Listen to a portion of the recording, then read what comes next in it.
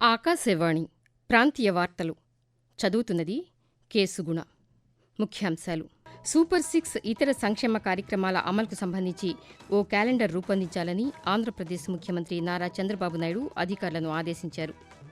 రాష్ట్రపతి ద్రౌపది ముర్ము 3 రోజుల పర్యటన నిమిత్తం హైదరాబాద్కు చేరుకున్నారు.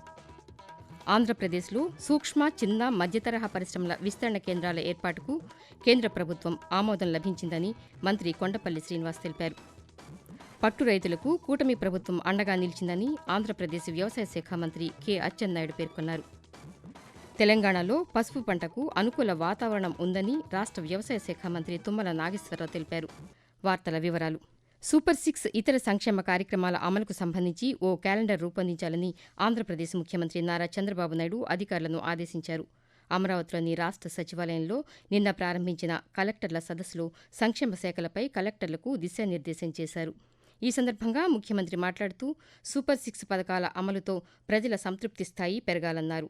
జిల్లా కలెక్టర్లు సంక్షేమ వసతి గృహాలను సందర్శించాలని పేర్కొంటూ, కొన్ని ఇన్స్టిట్యూషన్స్ ఆఫ్ ఎక్సలెన్స్ పెట్టి అక్కడి నుంచి ఈ కాంపిటేటివ్ ఎగ్జామ్స్ ఎట్లయితే మనం పెడుతున్నామో ఆ సిలబస్ గానీ, కరికులం గానీ, కోచింగ్ గానీ తీసుకొస్తే ఒక మంచి ఫలితాలు వస్తాయి. రెండోది, రాబోయే రోజుల్లో కలెక్టర్స్ అందరం కూడా మీరు గానీ, పాలిటీషియన్స్ గానీ ఈ యొక్క హాస్టల్స్ లో విజిట్ చేయడం, వాళ్ళ పరిస్థితులను మనం అధ్యయనం చేయడం, ఎక్కడికక్కడ కానీ సూపర్వైజ్ చేయగలిగి చాలా ఇంప్రూవ్మెంట్ వస్తుంది. అది చేయాల్సిన అవసరం ఉంది. ముస్తాబు అన్ని స్కూల్స్ లో పెట్టాలనుకున్నాం, అది ఇమ్మీడియట్ గా స్టార్ట్ చేస్తాం. స్పోర్ట్స్ కూడా మనం పెట్టి, అదే విధంగా ఇంకొక పక్కన ఎక్కడికక్కడ ఈ స్కూల్స్ అన్నిటిలో కూడా హెల్త్ కూడా చెకప్ చేయడం, ఇది కూడా మనం చేయాల్సిన అవసరం ఉంది. రాష్ట్రపతి ద్రౌపది ముర్ము నిన్న సాయంత్రం హైదరాబాద్కు చేరుకున్నారు. హకీంపేటలోని ఎయిర్ ఫోర్స్ శిక్షణా కేంద్రానికి ప్రత్యేక విమానంలో చేరుకున్న ఆమెకు తెలంగాణ గవర్నర్ జిష్ణుదేవ్ వర్మ, ఉప ముఖ్యమంత్రి భట్టి విక్రమార్క, మంత్రులు శ్రీధర్బాబు, సీతక్క తదితరులు స్వాగతం పలికారు. రేపు రామోజీ ఫిల్మ్ సిటీలో నిర్వహించే ప్రత్యేక కార్యక్రమాలకు రాష్ట్రపతి హాజరవుతారని అధికారులు వెల్లడించారు. భూముల రీసర్వే చేసిన గ్రామాల్లో వచ్చే సంక్రాంతి నాటికి 21 లక్షల పట్టాదారు పాస్ పుస్తకాలను భూ యజమానులకు పంపిణీ చేస్తామని ఆంధ్రప్రదేశ్ రెవెన్యూ శాఖ మంత్రి అనగాని సత్యప్రసాద్ తెలిపారు. రాష్ట్ర సచివాలయంలో కలెక్టర్ల సదస్సులో మంత్రి నిన్న స్వాగత ఉపన్యాసం చేశారు. ఈ సందర్భంగా ఆయన మాట్లాడుతూ భూ సంబంధిత సమస్యలపై ఫిర్యాదులను ప్రతిరోజు స్వీకరించేలా ఒక వ్యవస్థను ఏర్పాటు చేయాలని అధికారులకు సూచించారు. రెవెన్యూ సమస్యల పరిష్కారానికి జాయింట్ కలెక్టర్లు బాధ్యత తీసుకోవాలని పేర్కొంటూ, గ్రీవెన్స్ పరిష్కారం కేవలం మండే కాదు, 7 రోజులు గ్రీవెన్స్ పరిష్కారం కోసం మనం కష్టపడాలని చెప్పి ల్యాండ్ క్లాసిఫికేషన్ది గ్రీవెన్స్ ఉన్నాయి. దాని మీద కూడా శ్రద్ధ పెట్టి వచ్చే కలెక్టర్ కాన్ఫరెన్స్ కల్లా అన్నీ కూడా పూర్తి చేయాలని చెప్పేసి కూడా నేను మిమ్మల్ని కోరుతా ఉన్నాను. ఏదైతే రీసర్వే జరిగిన గ్రామాల్లో ఉన్నటువంటి 20 లక్షల పాస్బుక్లు సంక్రాంతి కల్లా డెడ్ లైన్ పెట్టి అది పూర్తిగా ఇచ్చేయాలని చెప్పేసి కూడా నేను తెలియజేస్తా ఉన్నాం.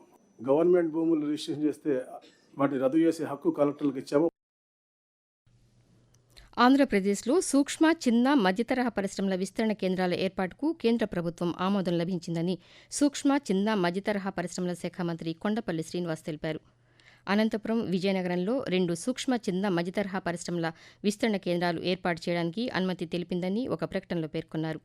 ఈ విస్తరణ కేంద్రాలు సాంకేతిక సహాయం, నైపుణ్యాభివృద్ధి, కన్సల్టెన్సీ తదితర సేవలు అందిస్తాయని వెల్లడించారు.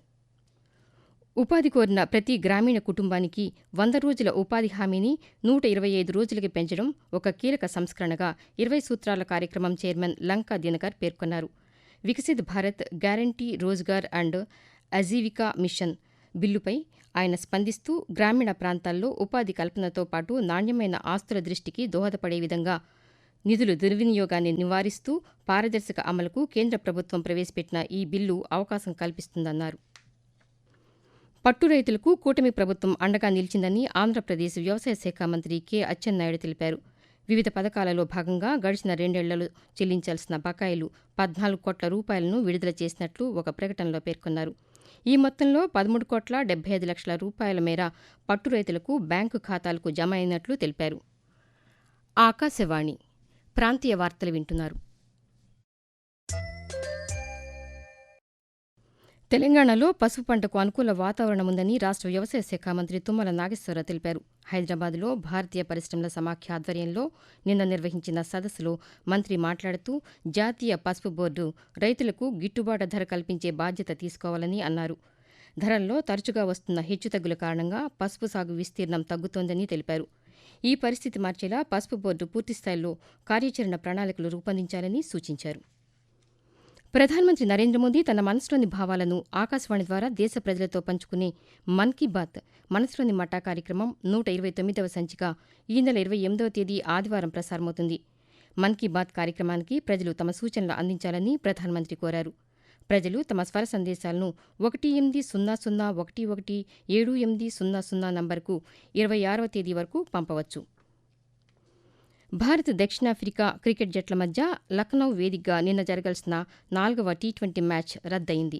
భారతరత్న అటల్ బిహారీ వాజ్పేయి ఎకానా స్టేడియం పరిసర ప్రాంతాల్లో పొగమంచు ప్రభావం అధికంగా ఉండడంతో కనీసం టాస్ వేయకుండానే మ్యాచ్ను రద్దు చేసినట్లు ప్రకటించారు. సిరీస్లో చివరి టీ20 మ్యాచ్ రేపు అహ్మదాబాద్లో జరగనుంది.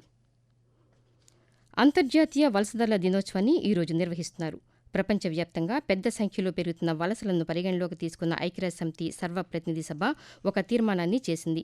వలస కార్మికులు, వారి కుటుంబ సభ్యుల హక్కుల పరిరక్షణ కోసం 1990 డిసెంబర్ 18వ తేదీన ఈ తీర్మానాన్ని ఆమోదించింది. ఈ సందర్భాన్ని పురస్కరించుకుని ప్రతి ఏటా డిసెంబర్ 18న వలసదారుల దినోత్సవం పాటిస్తున్నారు. ఆంధ్రప్రదేశ్ రాష్ట్ర యువజన పండుగను నేటి నుంచి ఈ నెల 20వ తేదీ వరకు 3 రోజుల పాటు నిర్వహించనున్నట్లు రాష్ట్ర యువజన సేవల శాఖ కమిషనర్ ఎస్ భరణి తెలిపారు. ఆంధ్ర యువ సంకల్ప్ 2K25 పేరుతో నిర్వహించే ఈ కార్యక్రమం గుంటూరు జిల్లా వడ్డేశ్వరంలో జరుగుతుందని ఒక ప్రకటనలో పేర్కొన్నారు. ఈ కార్యక్రమాన్ని ఆంధ్రప్రదేశ్ రాష్ట్ర క్రీడలు, యువజన సేవల శాఖ మంత్రి ఎం రాంప్రసాద్ రెడ్డి ఈరోజు ప్రారంభిస్తారని తెలిపారు. వాతావరణం. ఆంధ్రప్రదేశ్ యానాంలో దిగువ ట్రోపో ఆవరణంలో ఈశాన్య దిశగా గాలులు వీస్తున్నాయని అమరావతిలోని భారత వాతావరణ కేంద్రం పేర్కొంది. వీటి ఫలితంగా రాష్ట్రంలోని ఉత్తర కోస్తా, యానాం, దక్షిణ కోస్తాల్లో ఈరోజు పొడి వాతావరణం ఏర్పడే అవకాశం ఉందని అమరావతి వాతావరణ కేంద్రం అధికారి ఎం వెంకట్రావు తెలియజేస్తూ, ఈ రోజు కోస్తా ఆంధ్రప్రదేశ్ యానాంలో వాతావరణం పొడిగా ఉండే అవకాశం ఉంది. రాయలసీమలో ఈ రోజు పొడి వాతావరణం నెలకొని ఉండే అవకాశం ఉంది. గడిచిన 24 గంటల్లో జంగమహేశ్వరపురంలో అత్యల్ప కనిష్ట ఉష్ణోగ్రత 15 డిగ్రీల సెంటీగ్రేడ్గా నమోదైంది. రాగల 5 రోజుల్లో ఆంధ్రప్రదేశ్ మరి యానాంలో కనిష్ట ఉష్ణోగ్రతల నమోదులో గణనీయమైన మార్పు లేదు. మరోవైపు ఉభయ తెలుగు రాష్ట్రాల్లో చలి తీవ్రత కొనసాగుతుంది.